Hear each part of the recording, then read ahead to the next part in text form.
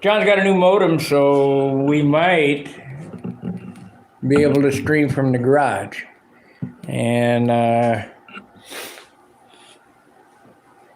John has went around his airplane and shot some clear or some white on the bad spots. You need to get some more right there. Yeah, I'll keep that on the phone, please.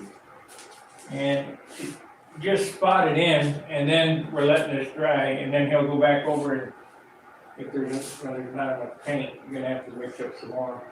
Yeah, practically twice that, which is about a third more than I want to put on it, but I need to have even it out, so. Like this, that's and about 60%.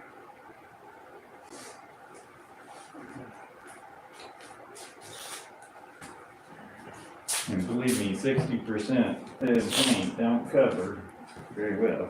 I used a little bit of primer on this, and I know we said that we weren't going to use any primer, but there was just some spots where I went through and fixed up all the major boogers in it.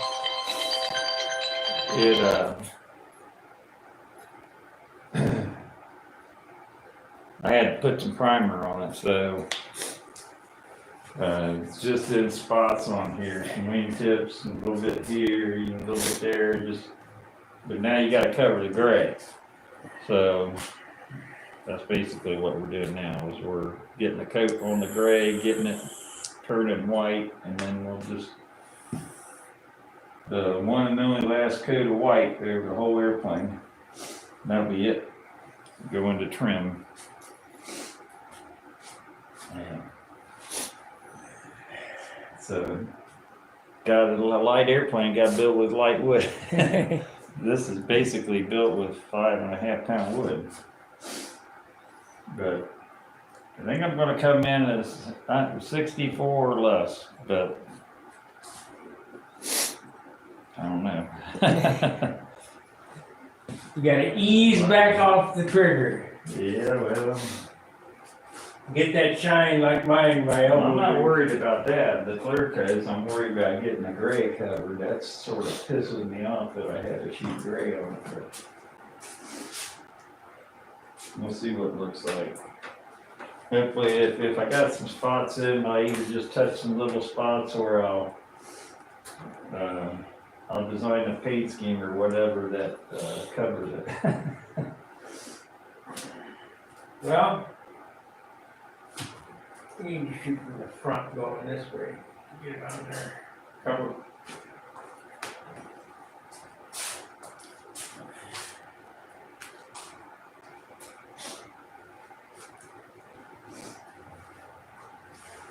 It is pretty flat though.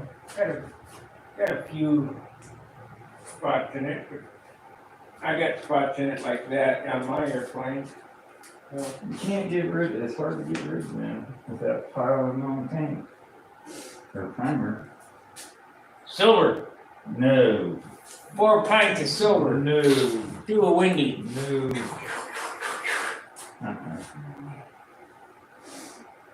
I'm not painting metal on it. That's bad enough. I'm piling on plastic.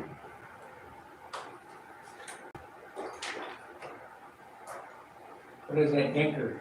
There's a little piece of wood in there. Got a whole operation? Nope, I'm not messing with it. I'll shake it out into the outboard wingtip and just leave it sit there. That's where it's at. I'm pretty sure it's an outboard wingtip.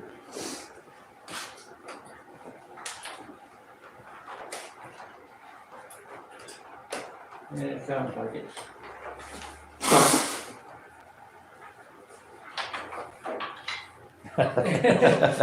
That's a big clod. Yeah, well, it's a chunk of glue or something that popped up in there. Let's see, we got any chatters? 6 watchers. Heard the bell and we here you are, morning it. Yeah, hey Jack, welcome.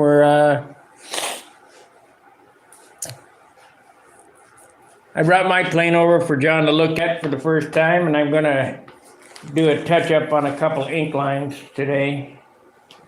But you guys are probably sick of seeing that airplane. Not gonna see much of my airplane except just white.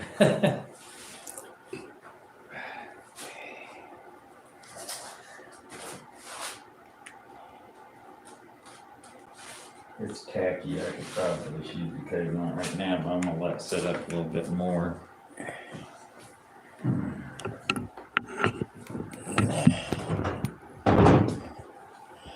Frickin' frack the Tappet brothers.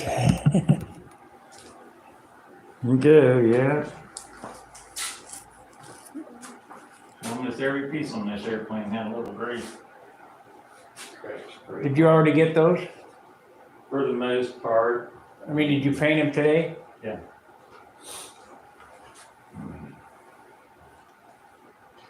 I was shooting these when we were downstairs. Mainly on the tips of them. Or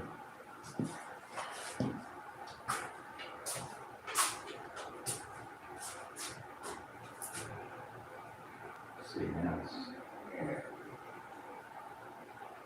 You got a great spot there. Well, you'll get that when you loco the whole thing.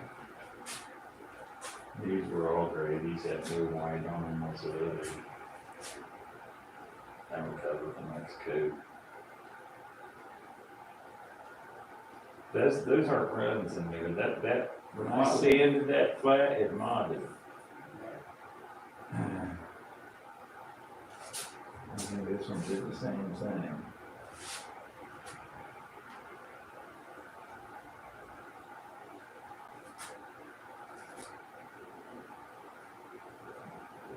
Again, this probably needs more on it on the inside, especially for Yeah, so you worry about the inside. this is honestly its appearance of white. Just the edges inside the scoop. The second coat will do that good. I can't remember. My airplane's been in flux for so long. Did I paint? We painted it white here, but I took it home and trimmed it and inked it and all that shit, right? You painted all the colors on it except for the black and the nose work here. We painted all the Dr. Pepper. Yeah, I know, but Anything that was black, you didn't paint here. Oh, in the nose, the scallops on the nose. Everything else was painted here. okay. And then I painted the nose and the clear and The air scoop and the wheel well covers. trimmed it at home. And yeah, inked it and Cleared did it. all that and cleared it at home. I don't think did you spray one coat? No, you didn't spray any clear on it. No, Well, yeah, you did. You sprayed the one base coat of clear. so I could ink. Yeah. But you still have to put the scallops on or anything. Let's see.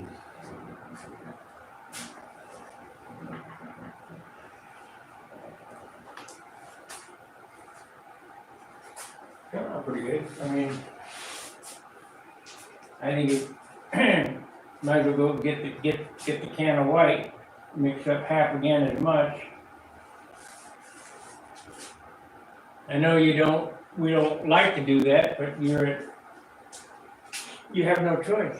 I wouldn't mix it 60-40, 50-50. So it covers better. Whatever goes on here, this last coat is all that's going on it. We're just gonna have to Matter of fact, trim. here's what I would do at this point. So you know you got the ratio right. New jar, put 50% white in it. You know, a pint of white in it, fill it up with thinner. You gonna use retarder? Probably not. I don't need retarder.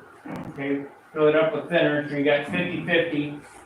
Spray what you're gonna use, then take that and pour it back into that jar, and we'll use that on the next airplane. I got another little person jar of white back here, but I wasn't quite sure.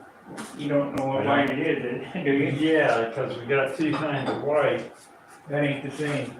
This is,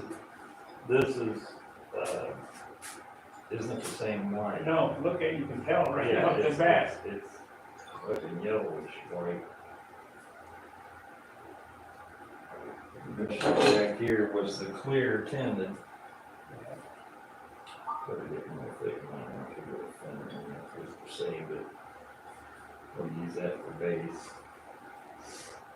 That's what I do. I mix up a new jar, 50-50, use whatever it takes to finish this job, take what's left and pour it back in this, we'll put it on the ship market, put it back on the shelf. What is this? This is thinner, right? This is cheap thinner, that's cleaning thinner. This is good stuff. I hate to do that because that's an ounce of weight. What are you gonna do? You're kind of stuck. Hey, we got a $5 super chat. Let's see who did that. Jack Snavely, thank you very much. Thanks, Jack. Good morning, Chris Everson.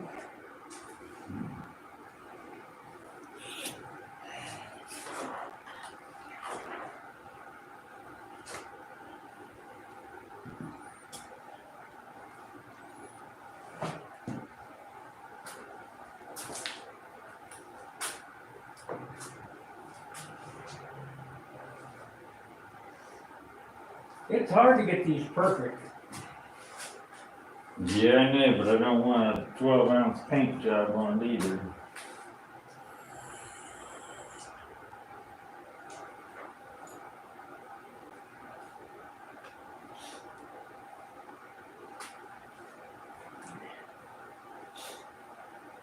Like I said, this is where if you can pre-plan your paint job and you know what stripes and where they're gonna go and that kind of stuff, then you can sort of leave some of these imperfections in it because there's another color that's gonna go over top of it. But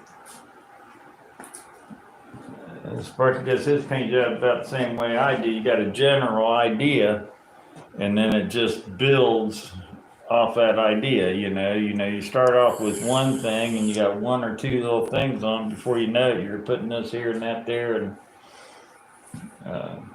it evolves. Well, it's already beginning. You notice the gas jumped from $1.98 to $2.27. $2.38 down here. Yeah, you guys get ready for it. You ask for it, you're gonna get it. Yeah, it went from $1.90 something, $1.97 to $2.38, and that's at Walmart. It'll be $5 a gallon again. Oh yeah. Idiots. Watch the stock market take a nosedive. We're going, yeah, big time.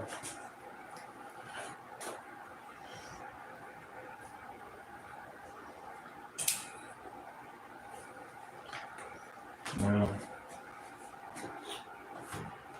gotta do this stuff, take your mind off all that crap that's going on.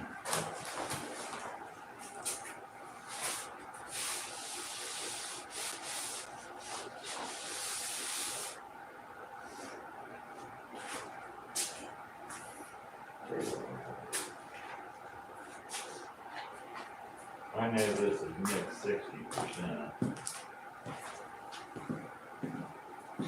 What can does this go in? The green one or the brown one?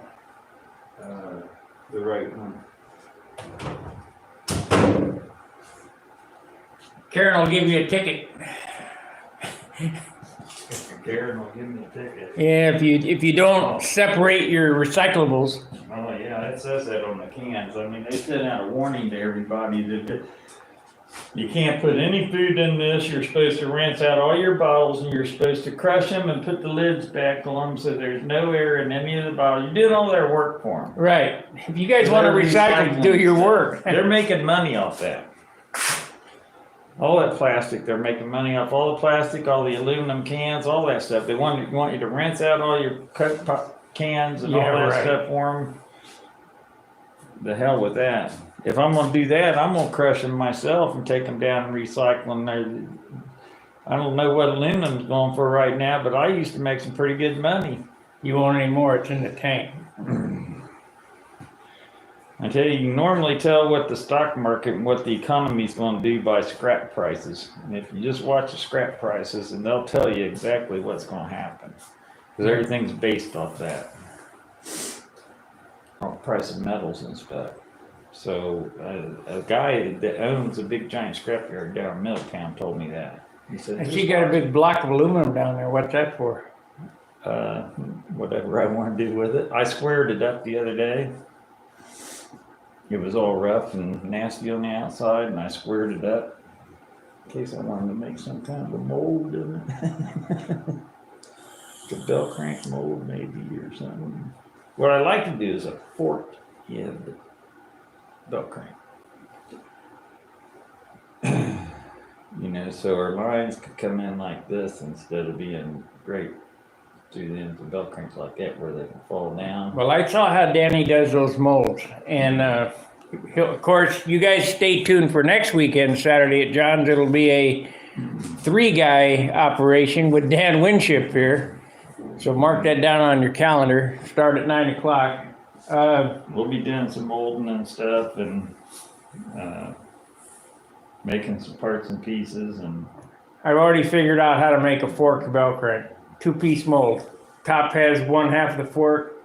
Put a piece of Teflon in where that thing is. Then put the top on it.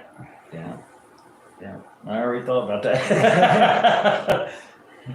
But you got to have them. What I want is I want to make a mold that goes like this over top of one another, so it sort of crushes. Yeah, keyed. So you can overstuff it, and then when you put it together, it'll crush it down in there. And I actually force out some of the epoxy and crush all the fibers together.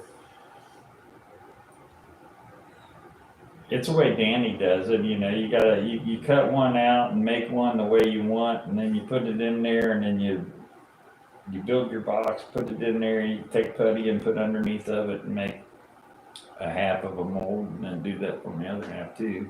Well, he's going to show us, and he does it different than what you think. He's really good at it. Yeah. If you look on the internet on YouTube and look up Winship models, it's GeoCities Winship models.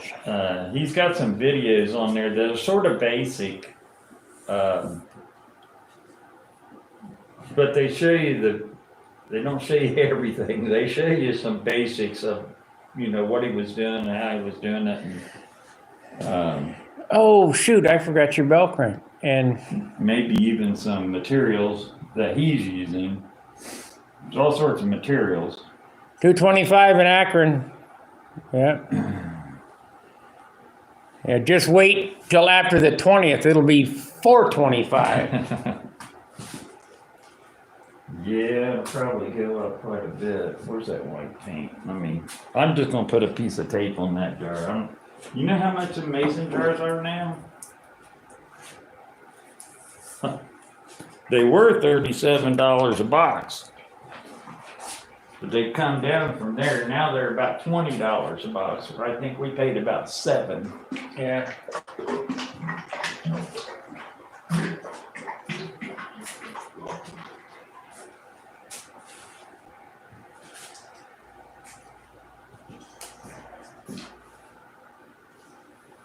I guess I need to bring that other box in from the car that I have gallon. I got my shelf is not quite big enough for all my stuff.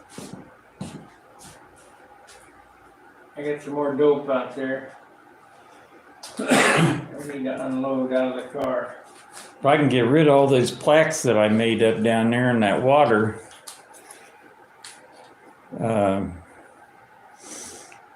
can migrate down there, but we're gonna have a contest where we have enough people over to get rid of them.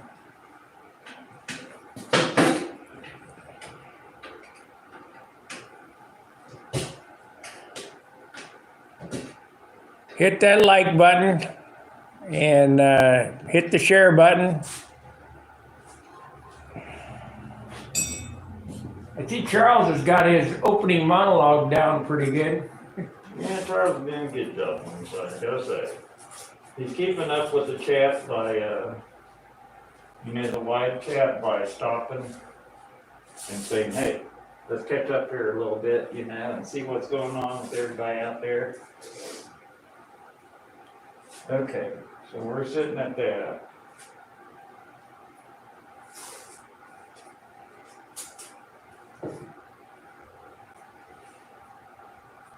I wouldn't do it that way. Yeah, it's gonna be close enough. What? It'll be close enough. This wasn't much over 50%. I say 60%, and I had tape on it where I knew how much paint I put in there and how much thinner I put in there, and it was just a little more than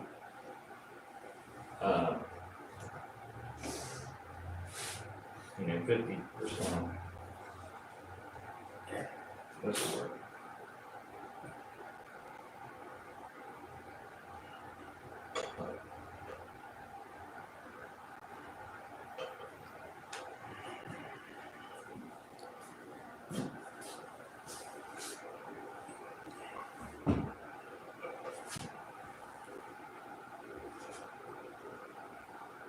Can you guys hear us okay?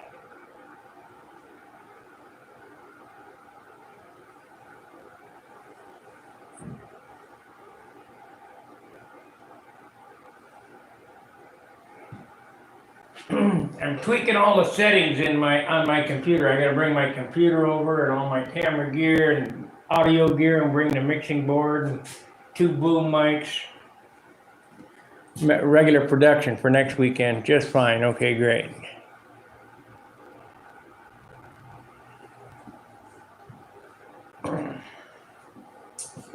We'll do a more pro production next weekend than this weekend.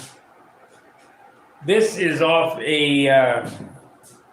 I'm streaming off my phone. My dedicated streaming phone.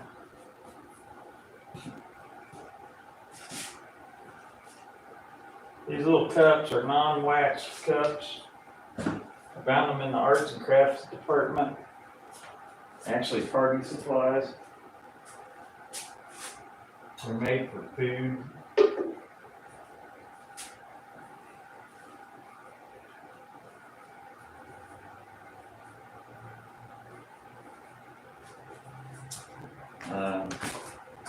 That way you can dip them down in your paint and you don't have wax that can melt off.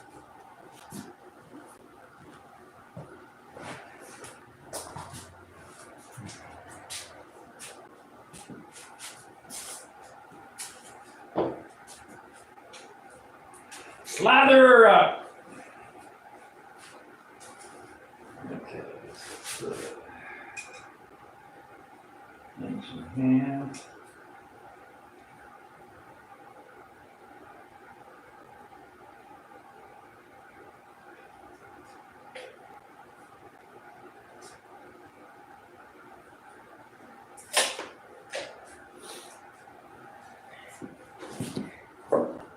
Right here, boys, you're looking at the makings of an 80-ounce airplane. Hey. So what colors is John planning on painting? I have no idea, neither does he. Good morning, Gary. Get another thing of thinner out. There's one under the bench there, one I brought over. Is that good stuff? Yeah, that's one I brought last time.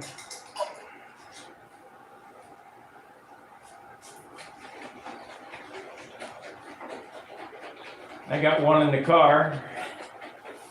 I realize I got this paint in here, doesn't mean I'm gonna use this paint. Use it all. Slather her up.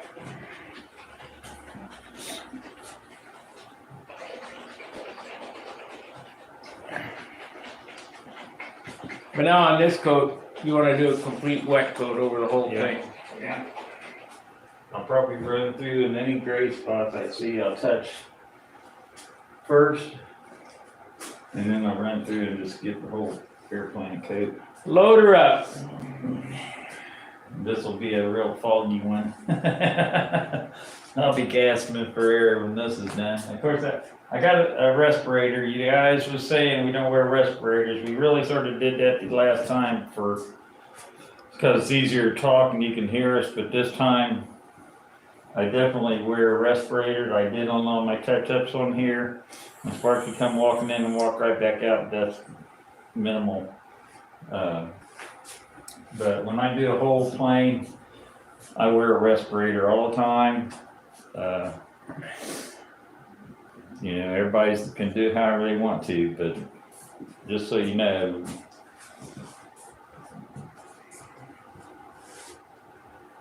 I hold my breath. Yeah. I've done that in the past. Come out gagging for about blue, yellow, red boogers out for a couple days.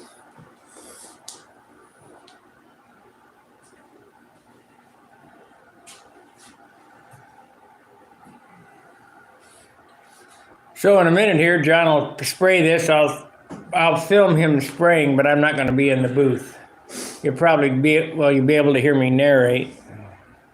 I don't know if you leave that camera in that booth or not. It's going to get pretty cloudy in there. I'm going to poke it right through the hole right here. Okay. Let me get a little heat. I got to get a little heat build up in here, guys. So We're going to turn on the torpedo, so it's going to be noisy, so you might want to turn the volume down.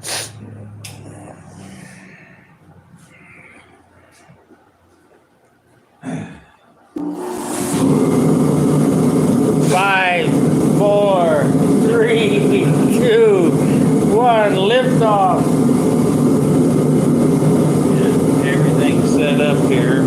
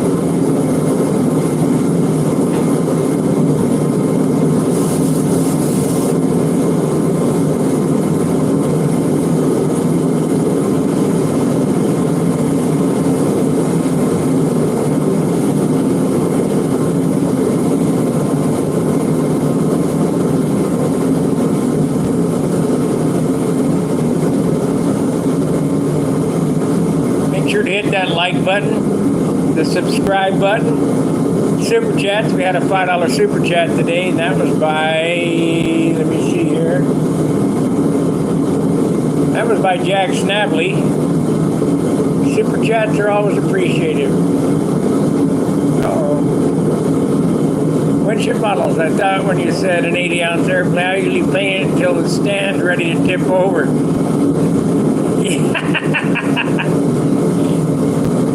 Yeah, 80 ounces. I've got a 74-ounce airplane, but they yanks me out of the circle. You know, playing for your campers, especially on wind. Just pull you right out of the circle, just pull you right off balance. That was I'd be it. happy if I hit 64 with this thing. I should hit 64 with 60 is out of the question. 62 maybe I might be able to hit 62, but it's going to take some doing. So I built this airplane with 5.5 pound weight to begin with, so you're at a disadvantage right there. You need 4.5, 5 pounds or less. And you're going to be kind of lightweight.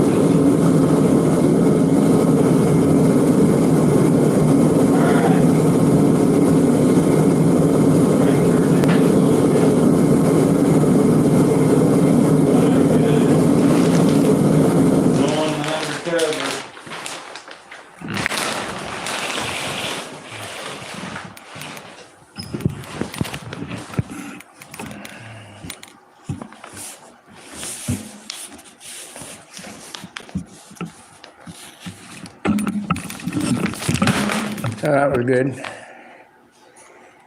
Yeah.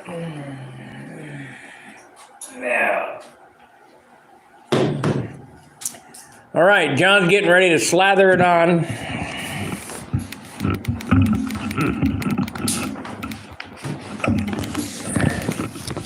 I am outside the booth, and we'll see what happens.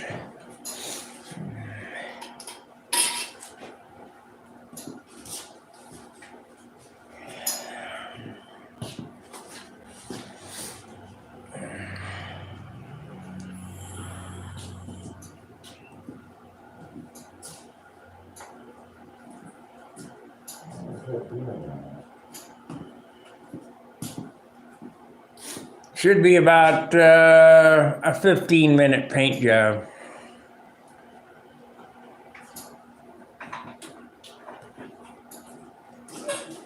So if I had some music to post, I'd put in some opera. Something to sleep by.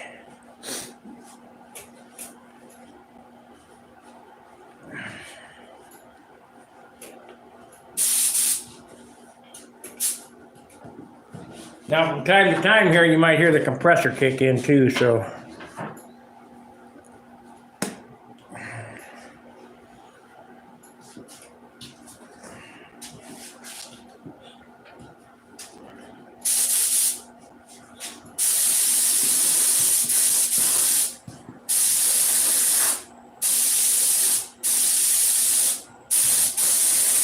Hey, John, it's hard to show them your painting through your back.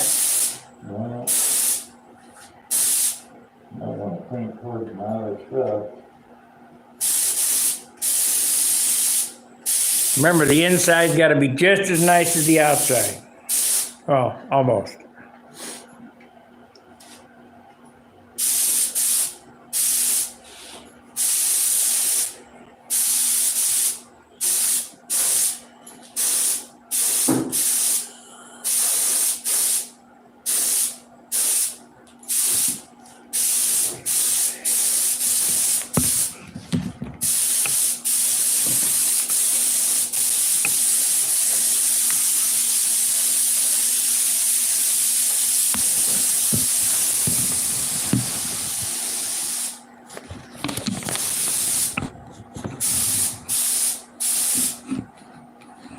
Get the battery sitting up there. There we go.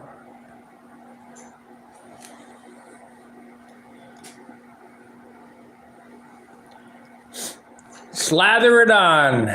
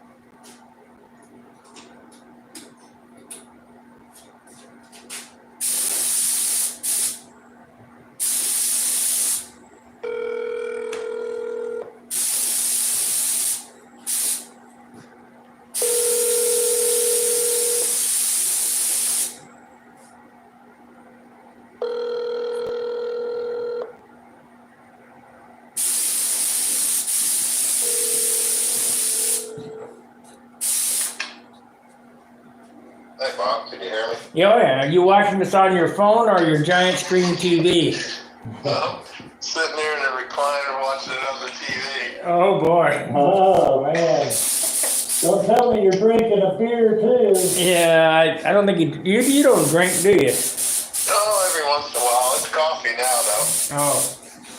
Hey, if you want to bring your trailer, when I pulled up the driveway, I just kind of did an estimate. I think I got a 100-foot long driveway. it's 100 foot long, so I think it'll be all right. Okay. Because I picked the foam cutter up yesterday at my buddy's farm, and I'm going to change a few things on it, clean it up, and then it fit right in that trailer, so down the aisle, so it's convenient to haul it. Yeah. That trailer's got so much stuff in it. I don't know why you'd want to tow all that stuff here, though. Oh, it doesn't matter. Big old decent truck. Yeah. He yanks that thing around like it's nothing. Yeah. But, yeah, it's, you know, I might not bring it, you know, but it's nice to know I have the option in case, you know, I do bring it. Yeah. Hey, been thinking about this bell crank situation. I got a bell crank from Jeff Traxler. It's a round, half-round bell crank, and it's kind of unique, so it clears the spar. But it's one of those forked bell cranks. Well, John and I, we kind of talked it over this morning. We got to figure it out how we can make that, no problem. A forked bell crank. Take a mailer. Yeah, I think, you know, I talked to Bobby Hunt about it. He's talking about the fork at the end and everything, and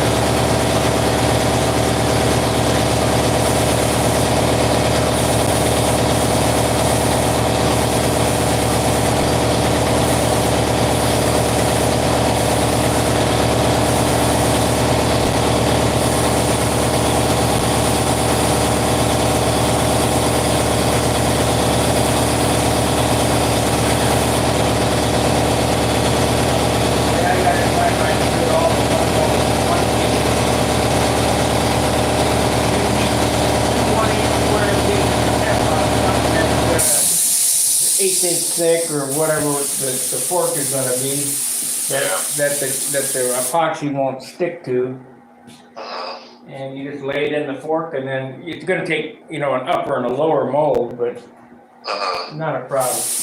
yeah, You just lay up one half, the top half, with, you know, one continuous length of toe like you do normally, and then slather quite a bit of extra epoxy in there.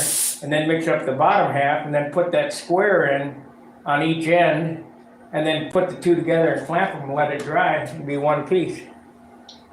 yeah, I thought about that, but then as far as if you mold the bell crank with the pins, I'm trying to figure out how you mold the hole in there instead of drill it afterwards. You see what I mean?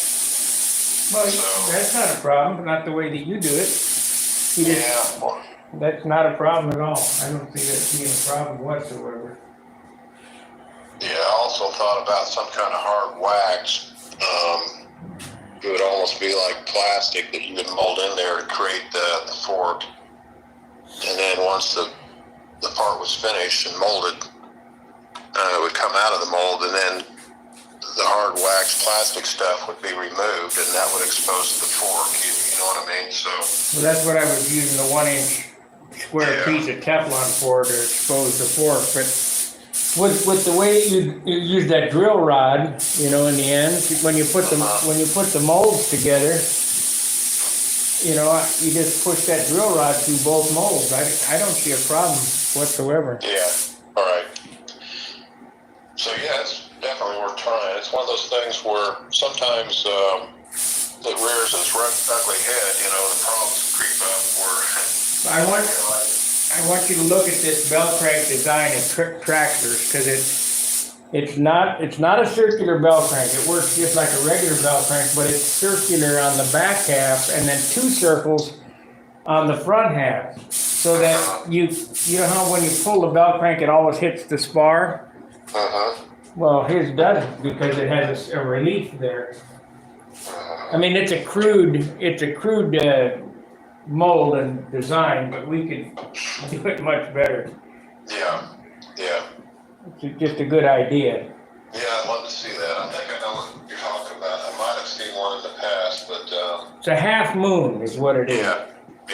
And the other thing, the idea on that half moon, if you're, I'm trying to remember how this one was that I saw, but if you're always pulling from the outside radius, you have more leverage. And Right. if it's a regular bell crank, as you get more control, you lose leverage. So it sort of worked like a pulley. You're always pulling on the outermost part of the Right. radius. So everything that I experience when you deal with stuff like that, you're going to benefit in one way, but it's going to make it harder or more difficult in another way. There's no free rides, you know. It's you're going to have to give something up to get something, so to speak. So, but we'll see. I'd love to get over there and start brainstorming. And the other thing, if you and John look at exactly how I'm molding it and making the molds, well, then the light bulbs will come on, and you know there'll be other ideas come out of it, I'm sure. So I already saw it, and it's not what I thought it was. How those molds were made, and the way that you make them, it opens up the doors. Yeah. It's, one thing leads to another. The other thing with making parts, when I'd make something and I'd look at a process or a material, and I thought, you know, it just didn't really work, and it was sort of neat, but it didn't work out. But then I throw it aside and put it in the back of my brain, and then maybe 2 or 3 months down the road or a year, you think, oh, I remember that stuff that didn't work on that part, but it's perfect for this. So one thing leads to another. You'll be able to actually come up with a lot of ideas. Well, you know the hinges that I used. Yeah. Ron O'Toole explained something along this line 25 or 30 years ago, and I happened to be sitting on the couch and went, "Hey, I know what he meant." Yeah. I mean, We mentioned when you mentioned those hinges, and you mentioned Ron O'Toole, and I sort of chuckled because we were standing at the NAS watching Billy Fly or something. We were out on the tarmac, and he started talking about hinges. And when he was rattling on, my mind was somewhere else, but I kept thinking, what's he talking about? How's that going to work? You know, I was trying to figure it out as he was talking, but he was so adamant about, you know, the hinges. So I'd love to, I know I saw your airplane when you brought it over, and I got a pretty good idea, but I'd love to actually see the hinge itself before it's put in the airplane, so I can. well, that's real easy. All you got to do is search my YouTube channel, the hinges, pocket hinges. Okay, so it's mixed in with a couple thousand videos. Yeah. It's in there somewhere. I'll look it up. Yeah, it's pocket hinges. I got 3 videos on because I've been asked so many times about those hinges. And like I said, I used to sell them, but they're so $15 for a set of hinges. It takes 14 hinges to do it. So when you did the hinges, what'd you do? Cut them out of plywood? Yeah, I cut the first ones by hand. The next ones were cut with a pin router. Okay, well think of it this way. I think I can visualize the hand. Let's just say you had a miniature mold and you dropped the pivot point in there, the brass or whatever you use. And then you take carbon fiber and you wrap it around there and you mold those things. So when you pop them out, instead of being out of wood, it's a little piece of carbon that would insert into your wing. Yeah, that'll work. The hinge looks like a lollipop. Correct, yeah. The diameter of the big part of the lollipop is the same diameter as the thickness of the flaps or elevators. Yeah. And then you use the center, and then you set back the hinge point half the diameter so that the leading edge of the flap or the stabilizer elevators stay right up next to the trailing edge, so there's 0 hinge gap. Yeah, correct, yeah, that's neat. But it took me 25 years to figure out what the hell he was talking about. And I was sitting on the couch and I was watching something on TV and I went, "Hey, I know exactly what he said." And I ran upstairs and I made one and I go, "Oh, good." It took 25 years to figure that out. Yeah, but I know what you mean. You'll have something in your head and it'll eventually pop out. You'll figure it out. So what's John doing in front of me here? He's right? Is that what he's doing? Well, what he did was this morning, before we started screaming, he went around and he spotted all the spots that, if you followed the videos, we picked each other's airplanes over, and I went, here's a spot, there's a spot, and he fixed them all. Uh-huh. Well, the same I did with my airplanes. Now, he shot some primer on them or green putty or whatever. So he went around and spotted those this morning, and now it's a flow coat to make everything, level out. Okay. I can sort of see on the leading edge there in the wing. Yeah. But this is the last coat of paint that goes on this airplane, so. So this is, but that'll go to the trim, correct? Right. And that's, yeah, it's a good looking plane. I like the wingtips and the line. It's kind of neat airplane. And look, it's very similar to my high roller, except the canopy is a little farther forward. Uh-huh. Now, this airplane has been a year in the making. Yeah, I know. I've seen it sitting on his bench here for months, so. And like you said, I mean, you can frame one of these things up and get it going pretty quick and get an airplane in your hands, but then everything comes to a standstill when you start fitting cowlings and canopies, and, that's where all the hours go in it.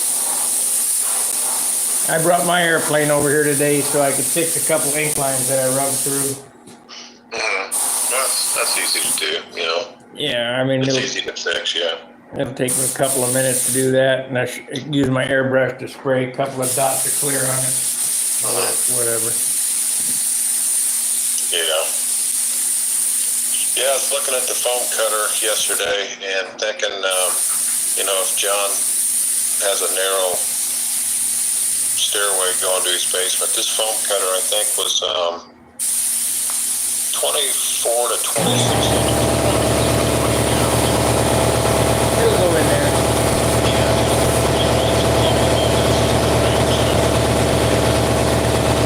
Hang on just a second till the compressor stops.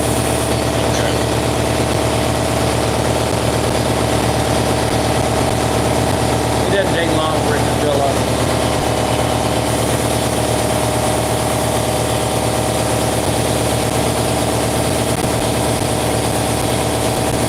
John is playing windy right now, and he's slathering it on with a by the bucket load.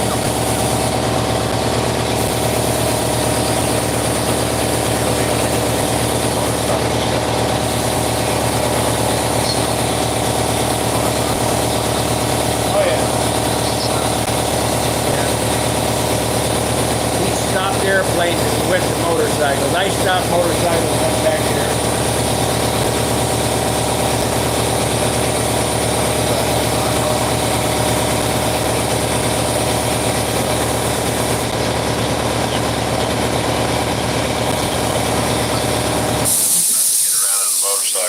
Well, the ground is not very forgiving either.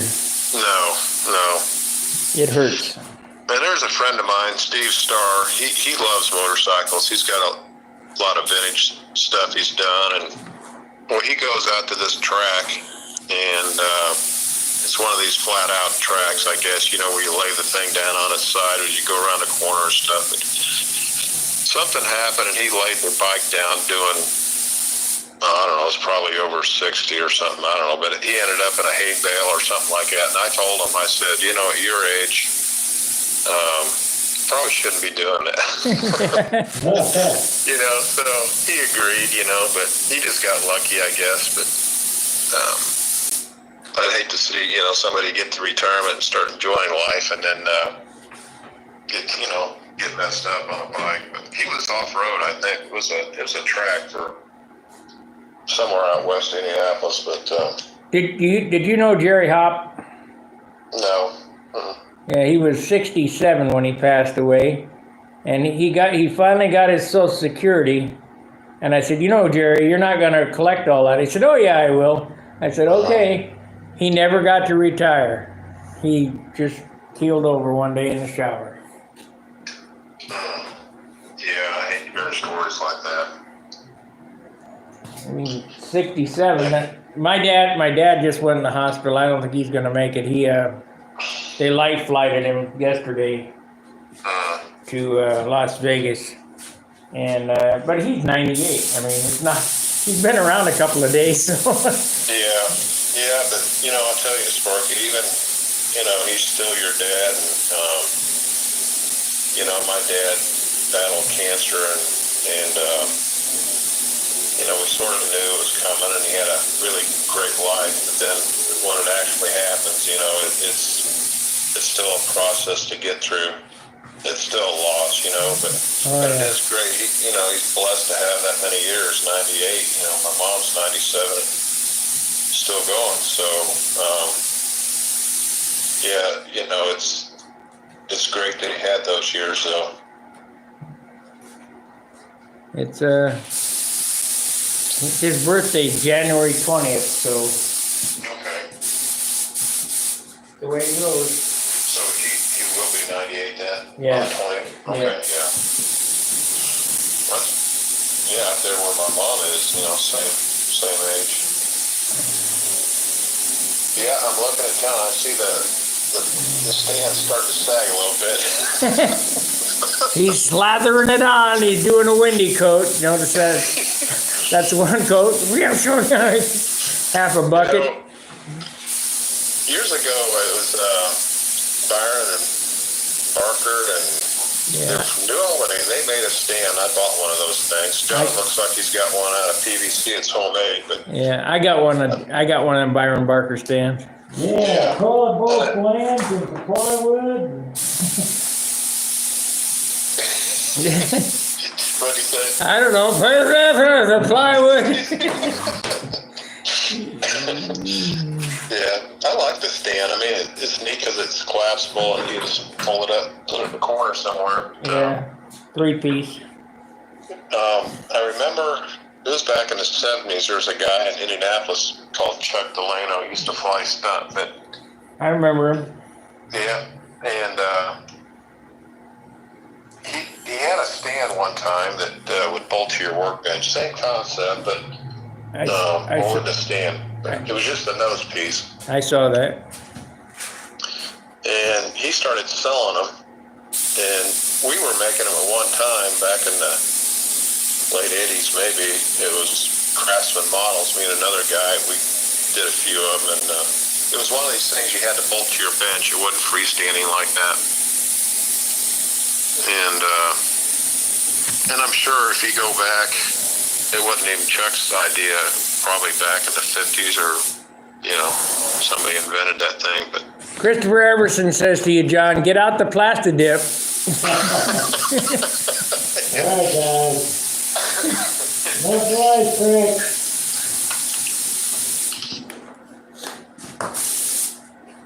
That's it. That's it. Supposedly, that's it. Yeah. He bagged a little bit. Yeah, so John was talking about a big hunk of aluminum down in his basement. He's gonna cut that up and make a tank mandrel out of it, or what? It's not long enough. It's only about, 6-8 inches long. We need about a 2-foot piece. We'll get a piece. Oh yeah, if you're gonna, how they do the end caps of these tanks, if you make them. I'll bring a tank next weekend. You can look at. See, what I'm probably gonna do is not get aluminum, but get a Delrin or something like that. Can't hear you, John. So wait till you come out of there. Yeah. He said something about he doesn't want to make it out of aluminum. He wants to make it out of Delron. But your idea of the aluminum expanding under the heat, and then when it cools, contracting, knocking it loose from the carbon is a good idea. Yeah, and the reason I like the heat, and when I was making props, I'd make them out of high temp resin, but it would cure at room temp, and then you post cure it. When I started getting into laying up parts in a heated mold with high temp resin that was elevated from the get-go, so the viscosity dropped, and then you'd actually cure it in the oven. Bring over that prop that's made with the pipe resin. I want John to see that. Yeah, so what would happen, the pinholes disappeared. So if you're going to make a tank, it's imperative that it's going to hold, it can't have any pinholes. So I think the only way to get that consistently is through a pre-preg. Yeah. And I was going through a search engine yesterday, and Torre sells a pre-preg. It's called a fast pre-preg. We're talking, the pre-preg would go on the manual. You probably have to sort of preheat the manual, but this thing was in and out of the oven in 4 to 5 minutes, and it had a glass transition temperature up over 300 degrees. And they developed this pre-preg and this resin for fast production. It was one of these things where automotive or sporting goods, they needed something that was fast, but it still didn't compromise any of the properties. And that was the problem with carbon fiber when it went into the manufacturing process. They're trying to go from a stamped tailgate or a stamped body panel, and it happens in a matter of seconds. You know, the die comes down and you have a part. And that's where they're having trouble because the composites took so long. So, yeah, this pre-preg, I'll show you the video of it, but I think Delrin would be great if you room temperature it, or maybe slightly elevated. I'm not sure how much heat Delrin will take, but We've got so many different kinds of plastics that it's pathetic that, you know, some of them will take heat, some of them won't, but it might not be Delrin. I just use it as a generic name. I don't know that he could hear you. I mean, you got to remember you got your mask on, Tom. yeah. Yeah. But yeah, we'll sort of throw some ideas around, you know, and talk about it. But I mean, aluminum. I mean, it'd be nice to have a billet of Inconel, you know, or stainless. It's you know, but you know, the problem with that is the cost to actually get the mineral. But aluminum is highly polishable. It works good, and it's Wendy's pipe molds were made out of Delrin. Were they? Okay. Yeah. Yeah, let's just say Delrin will take maybe 180 degrees. I'm guessing. I don't know. But so it might be one of these things where you can make the part at a high temp resin, 150, 180 degrees, and it would be staged and hardened. Then you could remove the mandrel, the Delrin or whatever, and then you could put it back in the oven and elevate it to 350 or whatever. So Now Billy, he has an electric oven that Steve Hines made him. That you know, supposedly high tech, that cycles and all that. We're gonna have a light box, you know. Yeah, it's I don't know. I didn't show it to you in my garage here, but I've got a lab oven. It's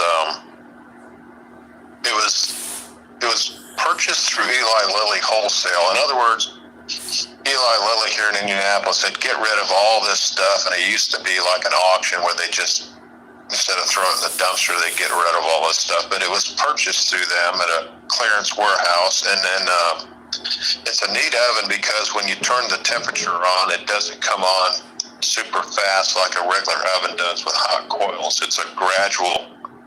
Oh, hey, I gotta take this call, Dan. Okay. Let me call you back. Okay, good, Bob. Bye. Hello.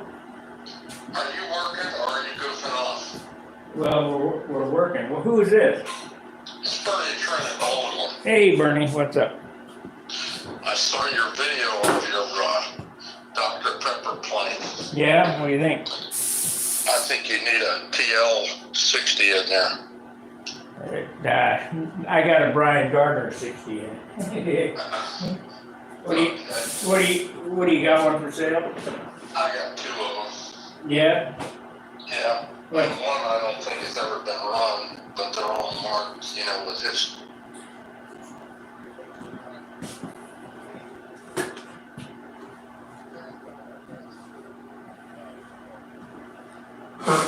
What is this going to cost me?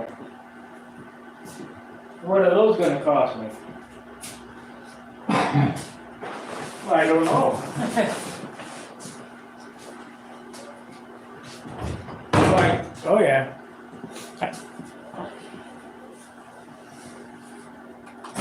What airplane you want built?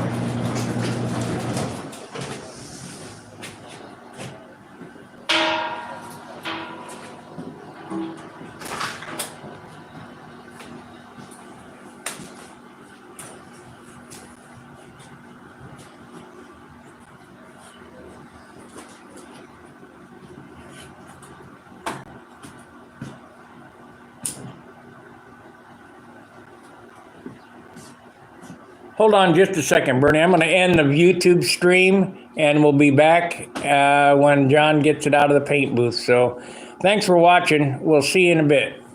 Bye. No, not Bernie. Stop, Bernie. Okay.